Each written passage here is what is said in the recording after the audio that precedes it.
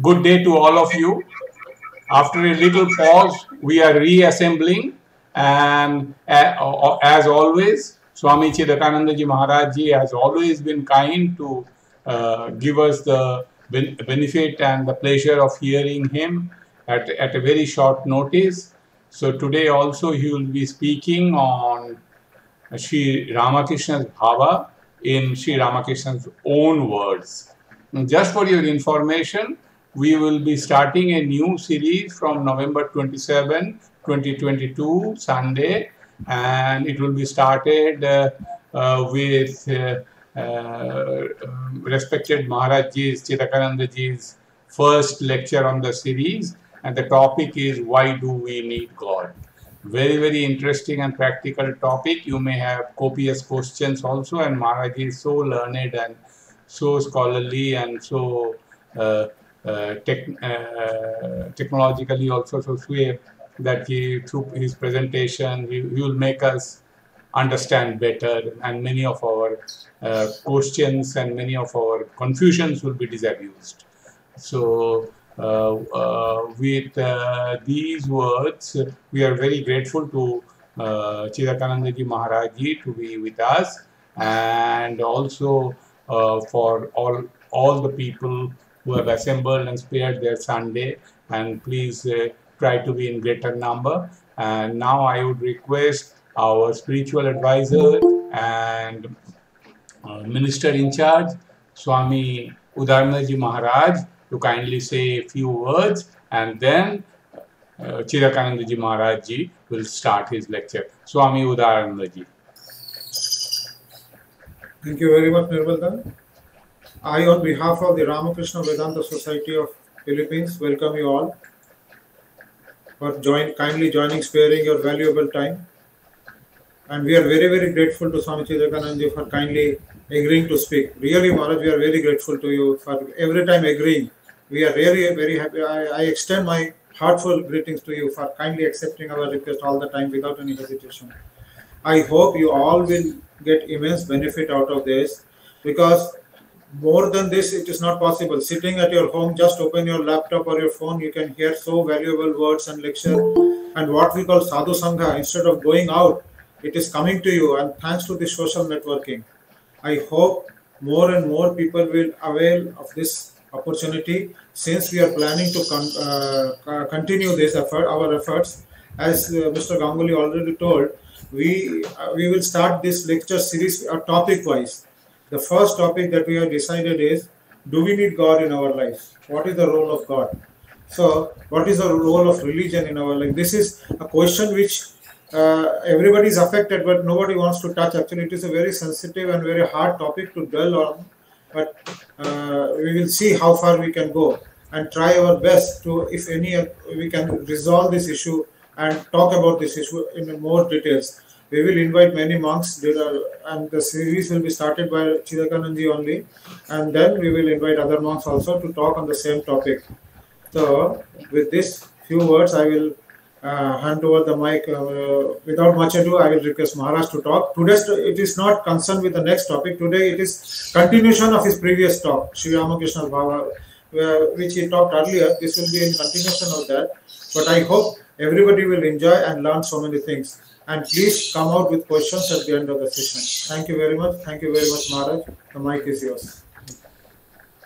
Om Jananim Sharadam Devim Ramakrishnam Jagatguru Padapadme Tvayo Shritva Pranamami Muhur Muhur Namashri Yatirajaya Vivekananda Suraye Satchit Sukha Swarupaya Swamine Tapaharine. Namaste, everybody. I would request if you don't mind, at least a few more of you kindly show your faces, as it makes the talk more lively and it becomes more interactive. Thank you. I don't like this top-down style lecturing. I like more interaction. Thank you. Now, first I want to convey my pranams to revered Maharaj and thank him and Sri Nirmalji for inviting me again. It's a pleasure to attend and to have some Sangha with all the bhaktas and sadhus. It's my great joy. So today's topic, I'm going to do 3 things today. Number 1, in this talk, discuss the meaning of the word bhava and the different ways it is used in the Bengali Kathamrita or the Gospel of Sri Ramakrishna. That's the first thing we're going to discuss today. And I'll be also asking you questions as well. So we're going to go, I did my research because I'm writing some articles on this subject, Sri Ramakrishna's bhava in his own words. So that's the first point we'll discuss. The different ways in which the word bhava is used in the Sri Sri Kathamrita or the Gospel of Ramakrishna. Secondly, I would like to review the main points from my talk last time. Last time I spoke about that Thakur mentions there's 4 sets of opposite qualities which Ramakrishna encourages all of his followers and admirers to develop if they wish to mold themselves in his bhava. Okay, that's the second point. The third point, one of you asked a great question last time. I forgot who, I'm sorry, I forgot the name of the person. They asked me for my last talk, are these qualities that Ramakrishna mentioned, are they only for spiritual purposes? So I gave a great deal of thought to that. And my argument is no, not only for spiritual purposes.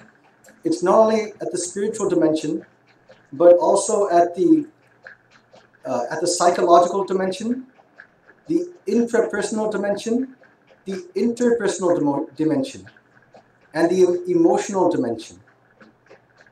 I'm going to discuss this today, what I mean by that. Somebody brought that question up last time, so I wish to discuss that this time. Okay? Now, I just want to, I prepared a PowerPoint presentation, and so I'm just going to open that right now.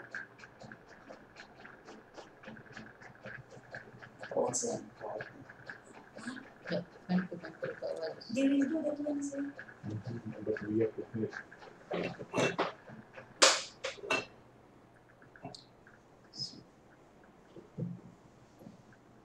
Okay.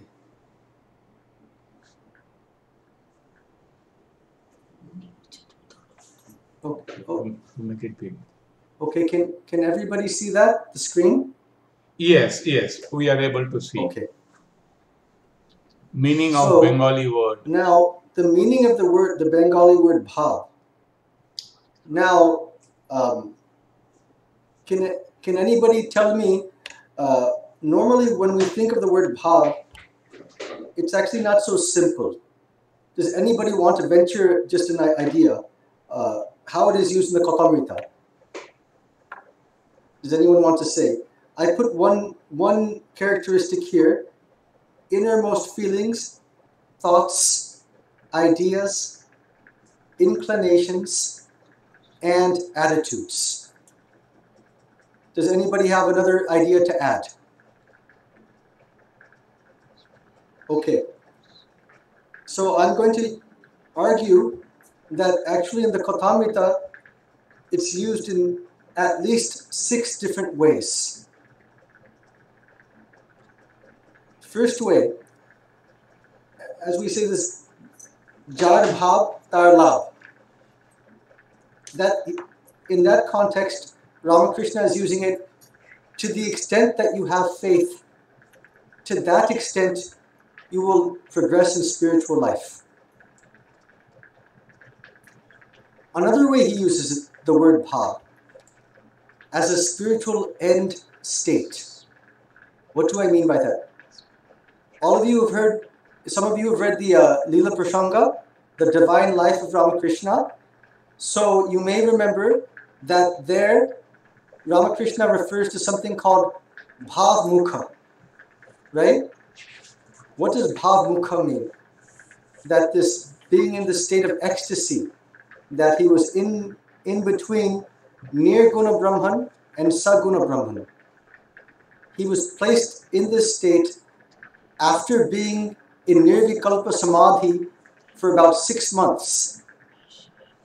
After that, the Divine Mother asked him to come down. So the exact words I have right here, Ma rotir mar beshe amar kache eshe bolle, tui bhavi thako. So tui bhavi thako, you stay in that mood of bhavamukha. This is an end state. This is like being in a state of ecstasy. A third particular way, spiritual means, or particular inclination towards one of the yogas. Now,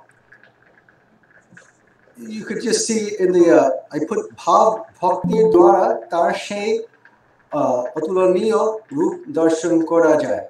So, towards a particular attitude, whether it's Jnana, Bhakti, Raja, or Karma Yoga, you can attain God.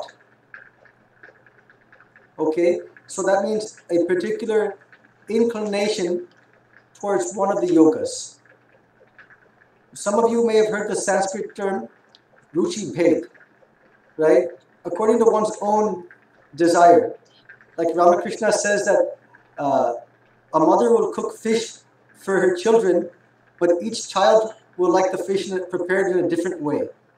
So in the same way, what we talk about is that everyone has their own inclination and following that inclination. Okay? Again, here you can see, here you can see it says, Nishkam bhave karma korte parle chitta shuddhi hobe. So if you engage in Nishkama karma, meaning doing karma yoga without expectation of the results, then you acquire purification of mind. So again, this is talking about a particular inclination. Is everybody following so far? So I've mentioned faith, a spiritual end state, a spiritual means. The fourth way is what we call inner feelings, inner inclinations, tendencies, something that can change over time. So here it's mentioned in the Bangla that Sri Ramakrishna would sometimes go into Radha Bhav. Radha is the consort of Sri Krishna. So Sri Ramakrishna would sometimes, Radha's deep feelings towards Sri Krishna, Sri Ramakrishna would adopt that in his own life. And he would literally assume that. So it says, Sri Radhar Bhabe Gan Gaite Gaite Thakur Samadhishta. So saying that by singing these songs about Sri Radha and adopting that particular feeling that Radha had towards Krishna, Sri Ramakrishna himself became that. At the same time, he gives another example right below, Arop korle bhav bodle jai. Prakriti bhav arop korle krome kamadi ripu noshto hoye jai.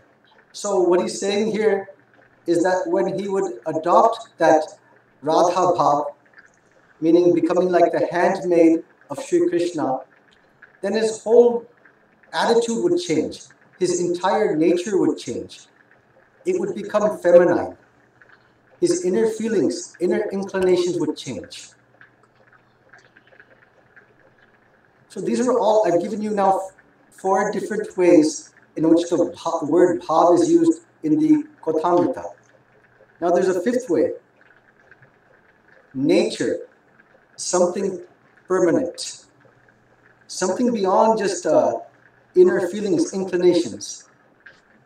You may ask, what is the difference between category 4 and category 5?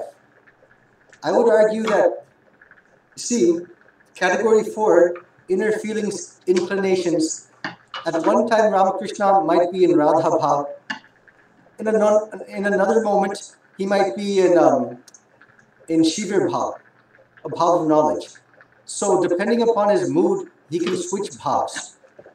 But the 5th category, nature, Bangla, I think we could say Prakritishta, this nature. Ishwar labh hole baloke shobhab hoy. So here he uses the word bhav, that when one realizes God, baloke shobhab, one has the nature of a young boy.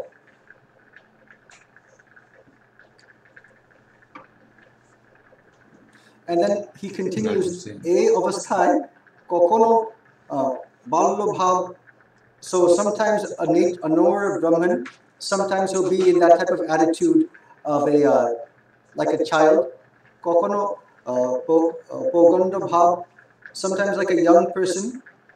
Foshti nashti kore, kokono jubar bhav. So making fun, sometimes a third category, sometimes they become like a teenager. He's talking about an end state of a knower of Brahman, what they become like. This is different than even category 1, bhavamukha.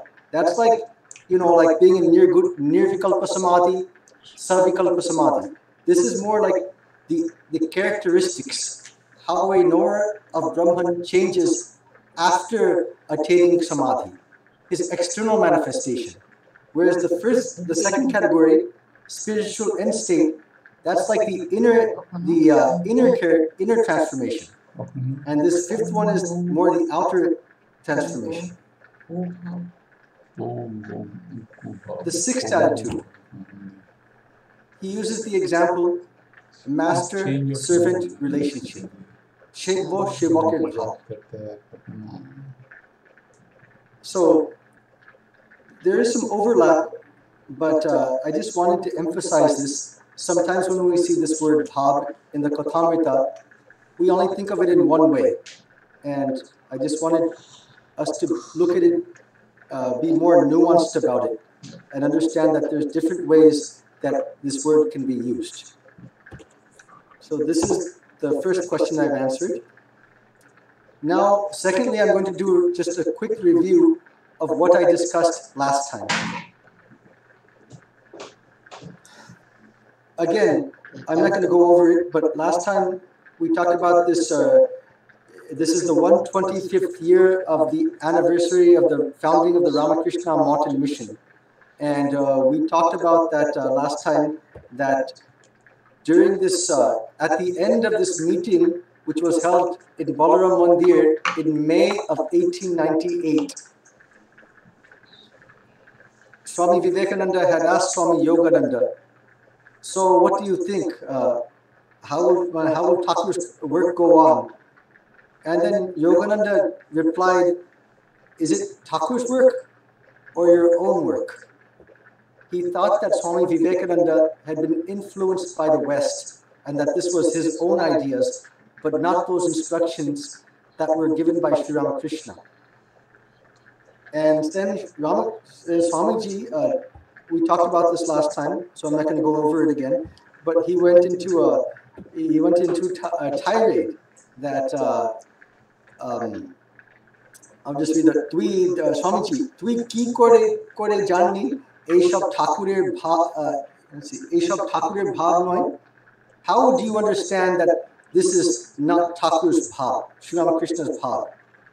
Yogananda is accusing Swamiji of having his own Bhav, starting this organization with his own ideas. And Swamiji refutes that. How do you know that this is not Thakur's Bhav? The next line, Ananta bhav moy Thakur ke tora tode gondite buji bodho kore rakhte chash. So Thakur Ananta bhav moy. Thakur is the infinite, the embodiment of infinite moods, infinite inclinations. In fact, this word Ananta bhav moy, bhav moy means the embodiment of, and Ananta means infinite. Now, if we apply that word Ananta Bhav Moy to these definitions, I would argue it just does not mean spiritual end state. I would argue that it means infinite faith, infinite spiritual ecstasies, Nirguna Brahman, Saguna Brahman, and even beyond that. Infinite means this infinite means of realizing God. Is this not what Ramakrishna mentioned? What was it? Jotomot Totopot. As many ways, so many goals, so many ways. Inner feelings, inner inclinations. So Thakur also, he can have so many different inner feelings, so many different inclinations, so many different natures, so many different attitudes. So what I would argue that when Swamiji is using this word in this conversation, in this Bengali conversation to Swami Yogananda, Ananta Bhavmoy, it refers to these 6 different characteristics at least.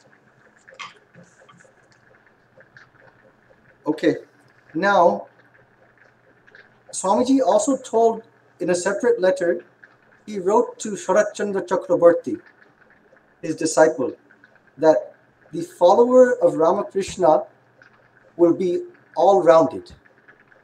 Okay? Now, in that particular letter, or in a particular conversation, he mentioned that normally society is either broad-minded or deep, but not both. He said Ramakrishna represented the reconciliation of both broad-mindedness with depth. Okay? He said that in one context, he was describing it regarding society. That normally society will either be very, like say in India, very udarata. The word he used was udarata, meant broad-minded, broad. But it may not have so much depth. In contrast, like you have in some Semitic countries, there might be depth of religious feeling. People might be have great faith in their own religion, but they'll be fanatical and only believe that their religion is right and all other religions are wrong. So Swamiji mentioned this about Ramakrishna's bhav. This is combining the follower of Ramakrishna will what? Combine depth with breadth. In Bangla, udarata with gobhirata. But I'm adding additional qualities. Okay? And I'm using Ramakrishna's own language about this. This is all in the Kathamrita. So, what I'm arguing is that Ramakrishna in the Kathamrita, he argues 4 sets of opposite qualities. If we want to mold ourselves into his bhav, we should try to cultivate these 4 sets of opposite qualities. And what are they?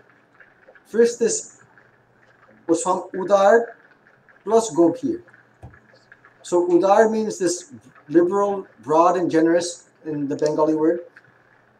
And at the same time, he uses the word Gobhir.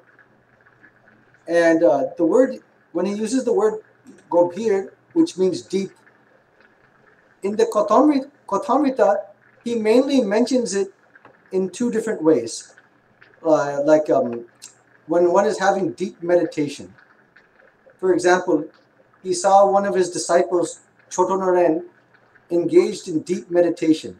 So Ramakrishna himself commented that Choto Naren, this Gobhir Dhani Koche, he was involved in this deep meditation. Same thing. I would argue that this Ramakrishna argues that for his followers, his disciples, they should have this quality of shorola, this being guileless. Guileless, that's a deep topic, but guileless means without complexes, minimizing the complexes, simplicity. But at the same time, not to be a fool. They should have this practical common sense, intelligence. In fact, you could see this in the training that he gives the Holy Mother. The training that Ramakrishna gives the Holy Mother, he not only trained her in spiritual realms, but also how did he train her? Even how to do the smallest activities, how to work, how to feel for others. In Bangla, jekani jamon, shekani tamon. So the equivalent is, when in Rome, do like the Romans do. So we should have that practical intelligence. Now, this is the qualities 3 and 4. Shorol and Sat Babrohar. Guileless yet practical intelligence. The 5th quality, which he mentions in the Kotamrita, spiritual yearning. Vyakulata. Vyakulata, spiritual yearning. Yearning for God. Okay, I think that's a little bit obvious what that means. That means, I think he gives the analogy that the guru presses the disciple's head below the water, and when the disciple was about to drown for lack of oxygen, he then removes his hand, and the disciple can then lift his head up out of the water. Then the guru asks the disciple, "How did you feel?" And the disciple says, "That last moment I yearned just for 1 ounce of oxygen, 1 ounce of breath." Then the guru tells the disciple, this is what Vakulata, this is what yearning is. When our whole soul yearns for God realization, then we have this spiritual yearning. And Sri Ramakrishna says in many places, this Vakulata, this spiritual yearning, is enough to realize God, if we have that. But at the same time, we sometimes, he balances that with, in Bangla you could say stirmon. Actually, I saw it yesterday in the Kotamrita, kutastha buddhi. Kutastha buddhi, like an anvil hitting an iron, and that iron is very steady. So it should be something steady. Achal, steady mind. So he wanted us to balance these two together. Spiritual yearning, yet a steady mind. And finally, I added these two. This, what you say, this being rooted in Vedic tradition. We talk about this sampradaya, this Vedic tradition, going back to the Upanishads, the Rishis. So he never denied that. He was very much rooted in that. Yet, at the same time, sometimes what we do today, we sometimes hang on to the past and deny anything else. We think that our religion is the only right religion and everything else is wrong. So that fanaticism comes. But at the same time, he had like a growth mindset. This Javad Bhati Tavashiki. And he wanted to not only learn about the Vedas, experience God in the Vedas, he also wanted to experience it as a Christian, as a Muslim, as a Buddhist. Joto mot, toto pot. As many ways, so many goals. So, these are 4 sets of opposite qualities, which I argue that Sri Ramakrishna wanted us to cultivate.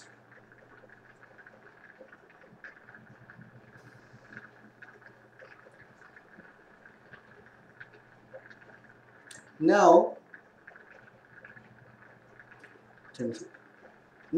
the third point, I told you I was going to discuss 3 things, so I've covered 2 of them right now. Now, the third thing I wanted to discuss was a question somebody had asked me last time from your group. I'm sorry, I don't remember the name of the person. He asked me that this udarata, this being liberal, would we say that that's more towards the world? And would we say that this gobhir, this depth, is more towards our own spiritual life? Okay? In other words, one is, what relation does udar have with our inner spiritual life? You can argue that it's there for our relationship with other people. So I gave that like a great deal of thought. I was really thinking about that. Then a couple of days ago, one point struck me, that any of these concepts, any of these 8 traits which I have mentioned, they're could not only be applied in a spiritual way. Sri Ramakrishna also intended them to be applied at the psychological level, at the interpersonal level, intrapersonal level, emotional level, social level. And let me explain what I mean. Let's take one trait. Let's take this trait Gobhir, which means depth. Okay, so in the Kautamrita, Ramakrishna talks about how this should be applied in our spiritual life. He gives that Bengali song, Dup Dup Dup Rup Sagore Amar Mon, right? That this is one theme how he uses the word Gobhir. That if you want to attain spiritual truths, you cannot float at the surface. The jewels of the spiritual truths lie within us. So we have to go deep and stay deep. In the Yoga Sutras, that concept is there, dharana, meaning taking one idea and holding it, meditating upon it. Same thing with this, that the more we go deep into something, then at first let's say we meditate on the concept of Ramakrishna. This is discussed in Swamiji's Raja Yoga. So initially in our meditation, we'll be meditating upon the external form of Ramakrishna. That reveals itself. We might call that in Bengali or Sanskrit, Stula Sharira, right? The external form. That's one meaning. But as we continue with our meditation, that reveals itself in a different way.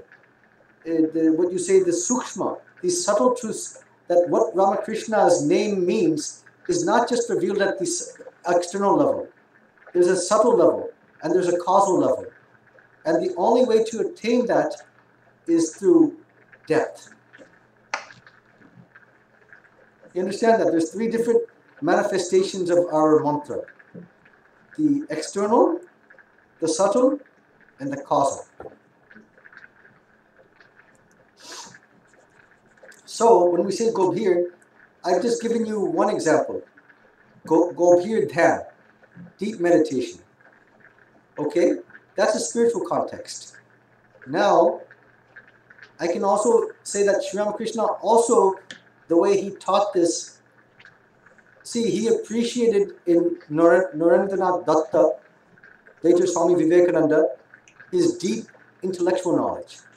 So we can also say that this word Gobhir can not only be applied at the spiritual level, but also the intellectual level. Depth of knowledge. Swamiji talks about this. Not only that, we can also say it can be applied at the intrapersonal level. What do I mean by that? In the Yoga Sutras, the first sutra of the second chapter, Sadhana Pada, Tapaswadhyaya Ishwara Pranidhanani Kriya Yogaha. Now this Swadhyaya, according to the different commentators, it means study of the scriptures. But it also has another meaning according to Vyasa. It means self-reflection. Same thing with this word Gobhir. If I apply it at the interpersonal level, having depth of self-introspection. Let me give an example of that. When Sri Ramakrishna was talking about Jivodaya, this Vaishnava doctrine of Jivodaya, of having compassion towards other beings. That's the Vaishnava doctrine. So Ramakrishna kept repeating that again and again. Then he went into a deep mood. And he said like, Jivodaya, but who is man? Who are we? Mane man, manush, lokna pok. Like men are nothing but women, men and women are nothing but worms. Who are we to have compassion towards others? Jiva Sheva, not Jiva Doya. Now, Narendranath Datta, Swami Vivekananda was sitting there. At that time, he had an insight. Acha, what we later had, this Shiva Gyane Jiva Sheva, this came from that small incident. So Swami Narendranath Datta heard Ramakrishna's words. Then he thought, this Jiva, Shiva Gyane, knowing God to be in everybody, served them as the veritable manifestation of God. Not to show compassion, but to serve them as God. So this insight came to Narendranath Datta. And then he made a vow, if I get the opportunity, I will spread this all over the world. This is what we mean by Gobhir in the interpersonal level. Other people were sitting around Ramakrishna, but they didn't catch that insight. So a spiritual aspirant should have that. From small incidents, we draw inspiration that help us in our spiritual life. So I mentioned that this Gobhir at the spiritual level, at the interpersonal level, intrapersonal level, and yet something else, the interpersonal level. What do I mean by that? See how Holy Mother, how she dealt with Radhu, Maku, she dealt with so many crazy people. So Gobhir at the interpersonal level, meaning our relations with other people, we can digest, ability to digest the imperfections of others, the abuses of others. The ability to digest the three types of dukkha. You know that there's three types of suffering that we have in the world according to the scriptures? You know the three types? Okay, it says your call ends in 10 minutes. Okay.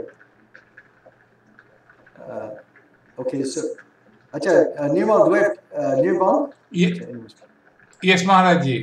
It says 10, we have 10 minutes left or what? Yes, you can take 10 minutes. You can take 10 minutes. And then there will be a little bit question and answer and one song. One song. So we should finish in another 20-25 minutes. We'll finish. Anyways, I'm just going to... You have ample time. So this Gobhir at the interpersonal level, being able to digest the abuses of the world without getting faced. Okay, so I mentioned this, and also Gobhir at the emotional level. Swamiji talked about that, are you spiritually growing? Do you feel for other people? So this depth of feeling. Okay, so these are the 5 different ways, and I can apply this for any of these traits. Any of these traits you can apply not only at the spiritual level, but at any of these 5 different levels. And we can really see that in Sri Ramakrishna's training of Holy Mother and Swami Vivekananda. In fact, I'm just going to close with this, that Swamiji said that in one place, that before I had met Ramakrishna, when I would walk down a road, if ladies were coming from that side, I would walk on the other side of the road to avoid ladies.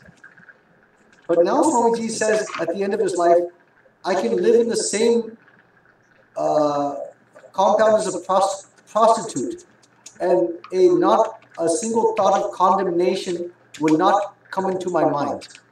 Is this degeneration, or is this spiritual expansion? He gives this rhetorical question. So, what happened to Swamiji there? That transformation by the training of Ramakrishna, that udarata, that liberalness, that broadness. See, he kept expanding himself till he felt one with the entire universe. So that line of demarcation between a man and a woman, that was just completely washed away. It no longer existed in Swami Vivekananda's mind. And same thing in the areas of depth, all these different qualities. Same thing when Swamiji said, I just want to sit in one, Ramakrishna asked him, what do you want? He says, I just want to sit in one place and be absorbed in Nirvikalpa Samadhi in Kashipur. Then Thakur said, I thought you were something much more than that. I thought you would be like a banyan tree for the entire world. So this is how he's giving the training. And this is, you see this transformation that comes in his Holy Mother's life, Swami Vivekananda's life, his other disciples' life. You can see that transformation clearly. Same thing, I argue that as followers, as admirers of Ramakrishna, we should also strive for these, to develop ourselves in the same light, by looking at these 8 qualities, 4 sets of opposite qualities, and trying to continuously develop ourselves. With that, I'll close and I'll take questions.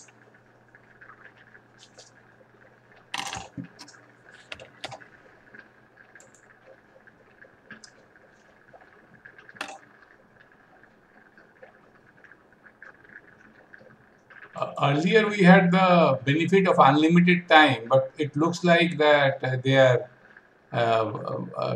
they may close it in another 10-15 minutes. So, but we should be able to manage.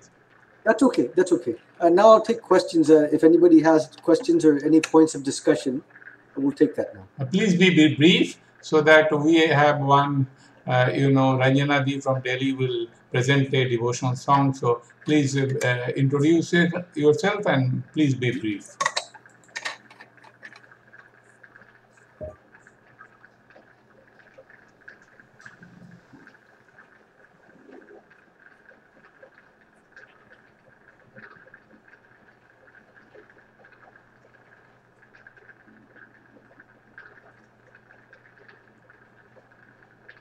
Is there any question?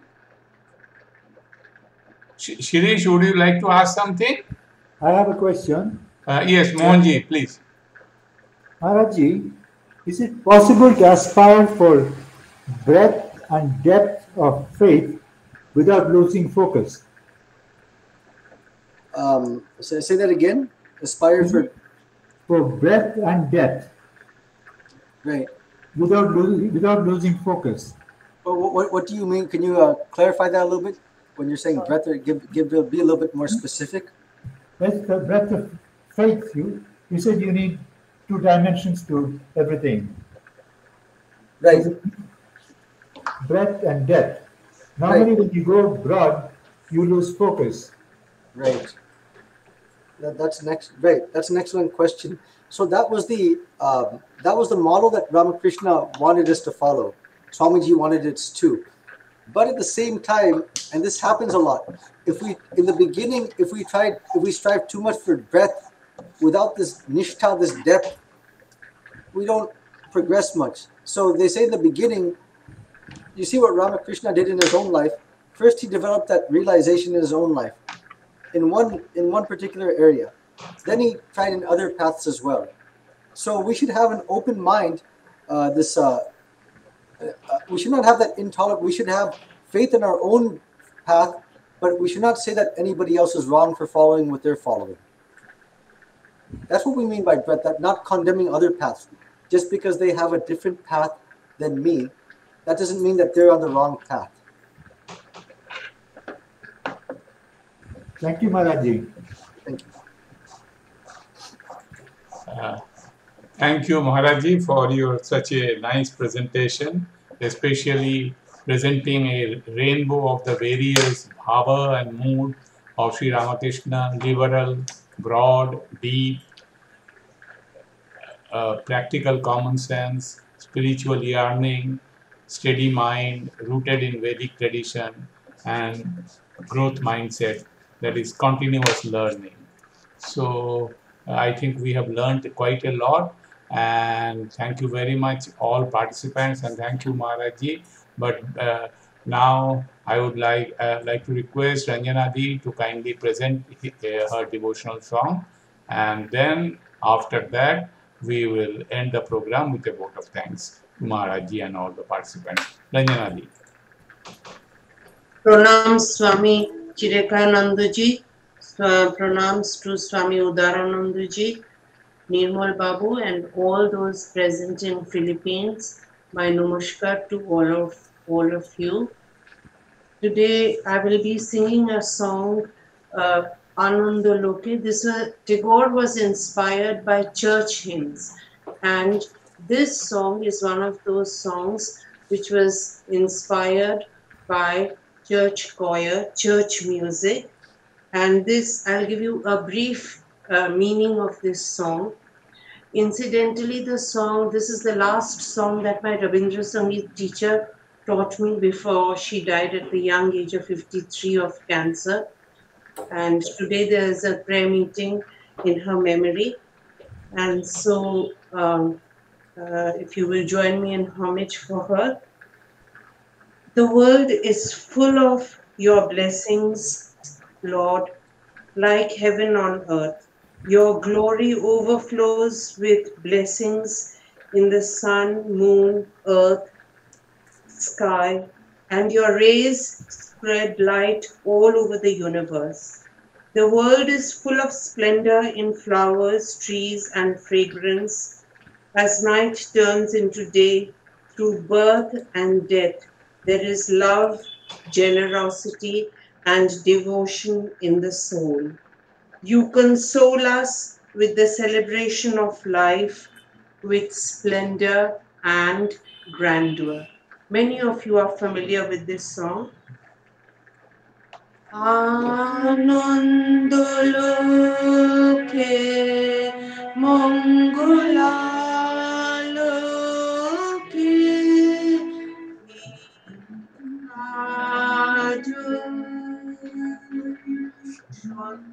Sundara Anandaloke Mangulaloke.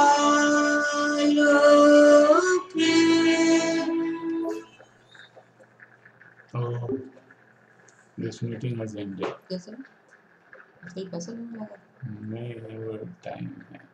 अच्छा तो तुम तो close भी नहीं कर पाए stop stop stop